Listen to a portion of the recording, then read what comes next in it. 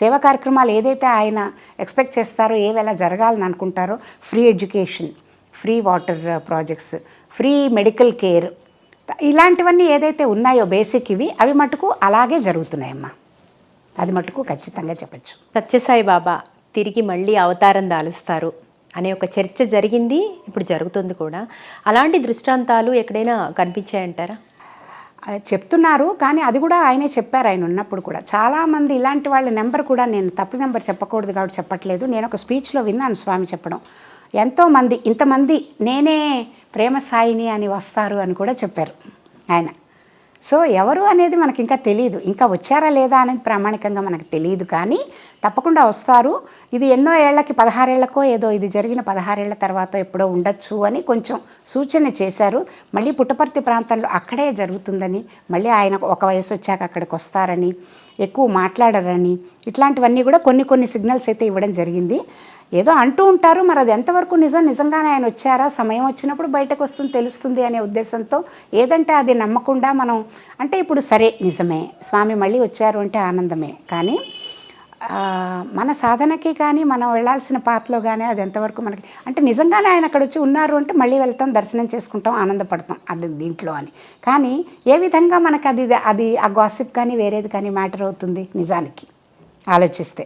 ఆయన మనకి ఇచ్చిన విలువలు ఏదైతే మార్గం ఉందో, ఏది దిశానిర్దేశం చేశారో ఆ మార్గంలో వెళ్తూ నాకు నా స్వామికి మధ్యలో ఏది ఉందో అది నేను కంటిన్యూ చేసుకుంటూ ఆ కనెక్ట్ కనుక పెట్టుకుంటే మిగతా అన్నీ నాకు డీటెయిల్సే కదా, దాంతో నాకు పెద్ద అవసరం ఏముంది. ఎప్పుడైనా రాని ఎప్పుడైనా ఉండని తెలిసాక మనం కూడా వెళ్తాం, చూస్తాం. ఇందులో ఈయన కరెక్టా ఈయన ఫేకా అవన్నీ అని చర్చలో మనకి తెలియదు. మనస్సు చాలా చిత్రమైనది. ఇప్పుడు ఎంతోమంది స్వామిలు ఇప్పుడు ఎందుకని చాలామందికి అవతార పురుషుల మీద బాబాల మీద కొంతమందికి నమ్మకం పూర్తిగా కలగదు అని అంటే, నిజమైన వాళ్ళు ఎంతమంది ఉన్నారో అంతకంటే ఎక్కువ మంది అలా అని పేరు చెప్పుకుని జనాన్ని మోసం చేస్తున్న వాళ్ళు కూడా ఉండబట్టే కదా. అంటే విద్య అవిద్య పక్కపక్కనే ఉన్నట్టుగానే పరిపూర్ణమైన భగవత్ తత్వం ఎక్కడుందో అక్కడే మాయ కూడా ఉంటుంది అని చెప్తారు. ఇప్పుడు కలువ పువ్వు అవన్నీ చూపించడంలో, తామర పువ్వు చూపించడంలో అర్థం కూడా అంతే కదా.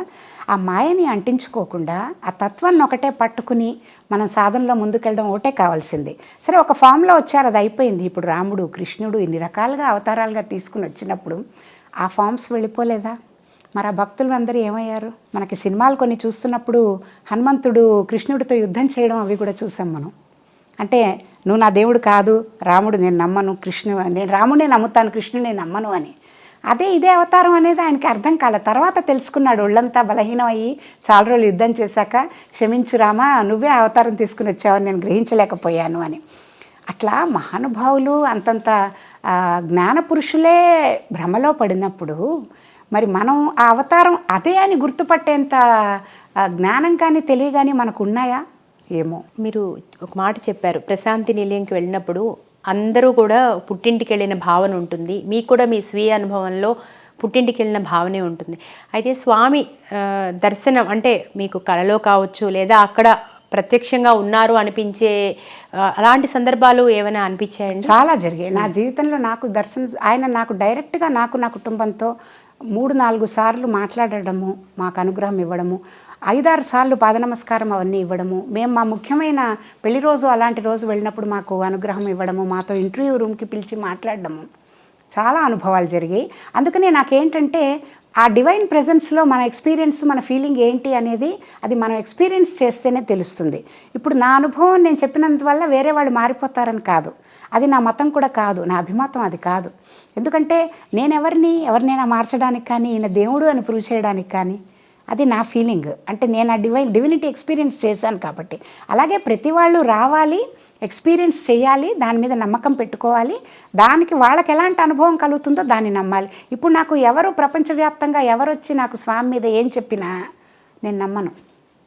ఎందుకంటే నా స్వీయ అనుభవం నాకు గొప్పది. నేను చూశాను, అనుభవించాను. ఆయనతో నడయాడి, ఆయనతో 44 ఏళ్ళు జీవితంలో, నాకు 62 ఏళ్ల వయసులో 44 ఏళ్ళు నా ప్రయాణం ఆయనతో సాగింది. నేను ఎట్లా ఆయన్ని చిన్నప్పటి నుంచి చూస్తున్నాను కదా, చిన్నప్పటి నుంచి ఆయన గ్లోరీ విన్నాను, ఆయన ఏం చేస్తున్నారో చూస్తున్నాను, ఆయన ప్రేమ అనుభవించాను, ఆయన తత్వంలో ఓలలాడాను, ఆయన గ్రంథాలు చదివాను, ఆయన చేసిన గొప్ప పనులు నా కళ్ళ ముందు చూశాను. ఇన్ని చూసిన తర్వాత నేను నమ్మకుండా ఎలా ఉంటాను? కదా.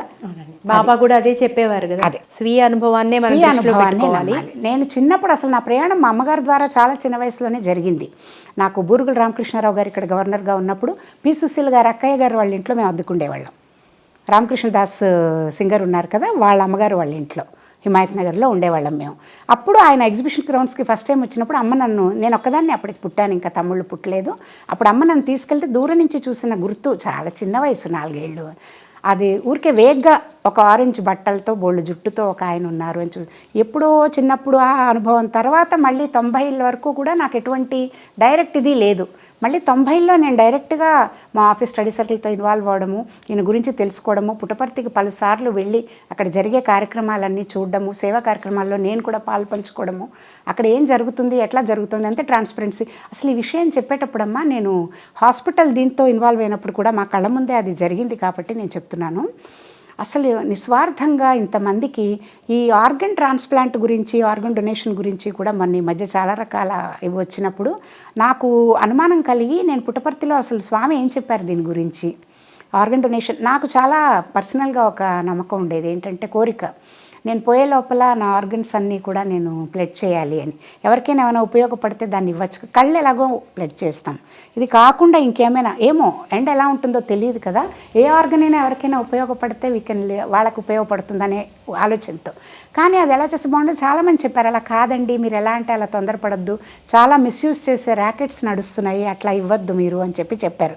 సరే దీన్ని లోతుల్లోకి వెళ్తే ఎలా ఉంటుంది అని చూసుకున్నప్పుడు పుట్టపర్తి నుంచి నాకు ఒక తెలిసిన ఆయన ఎవరో ఒక లింక్ పంపిస్తే, అది ఒక అనుభవం స్వామి చెప్పింది, ఏంది పుట్టపర్తి సూపర్ స్పెషాలిటీ హాస్పిటల్కి సరిపడింది, నేను వినడం జరిగింది. అంటే ఎంత సటిల్గా ఆలోచిస్తారు మహానుభావులు. ఆయన ఒకటే అన్నారు, అమ్మ నువ్వు ఇందులో ఇది కొన్నాళ్ళు కిడ్నీ నెఫ్రాలజీ డిపార్ట్మెంట్లో ఎవరైనా డోనర్స్ ఉంటే అక్కడ కొన్ని రోజులు జరిగాయట ట్రాన్స్ప్లాంట్స్. తర్వాత ఆయన వద్దని చెప్పేశారట, వద్దు ఈ ఆర్గన్ ట్రాన్స్ప్లాంట్ వద్దు అని. ఎందుకు అంటే ఆయన ఏమన్నారంటే, మీరు దాన్ని ఒక ఆర్గన్లానే చూస్తున్నారు, కానీ ఇచ్చిన మనిషి దగ్గర నుంచి ఒక ఆర్గన్ తీసుకున్నప్పుడు ఆ మనిషి థాట్స్, ఆ మనిషికి సబ్కాన్షియస్ ఏదైతే ఉందో అది ఆర్గన్ మీద ఇంపాక్ట్ డెఫినెట్గా ఉంటుంది. వాళ్ళ కర్మని బట్టి, వాళ్ళ దీన్ని బట్టి ఒక ఆర్గన్ తన దగ్గర ఉన్నప్పుడు, అది ఇది ఇక్కడికి వచ్చినప్పుడు వీళ్ళవన్నీ ఇన్వైట్ చేసినట్టే కదా. దానివల్ల ఇప్పుడు కొన్ని సినిమాలు కూడా అప్పుడు నాకు జ్ఞాపకం వచ్చింది, కళ్ళు ఎవరివో పెడితే వీడికి అలాంటి దుష్టభావాలు కలగడం. మీరు చూసారా, 1-2 పిక్చర్స్ ఏదో నాకు గుర్తొచ్చాయి, జస్ట్ అలా అనగానే ఫ్లాష్. అవునండి. అయితే అది ఎంత నిజం, సబ్కాన్షియస్ మైండ్లో మనం ఒట్టి దాన్ని ఆర్గన్గానే చూస్తున్నాం, కానీ దాని వెనక్కున్న ఆలోచనలు ఏంటని చూడలేదు. అంటే దాన్ని కూడా మనం, ఆ కర్మని కూడా మనం తీసుకుంటున్నట్టే కదా.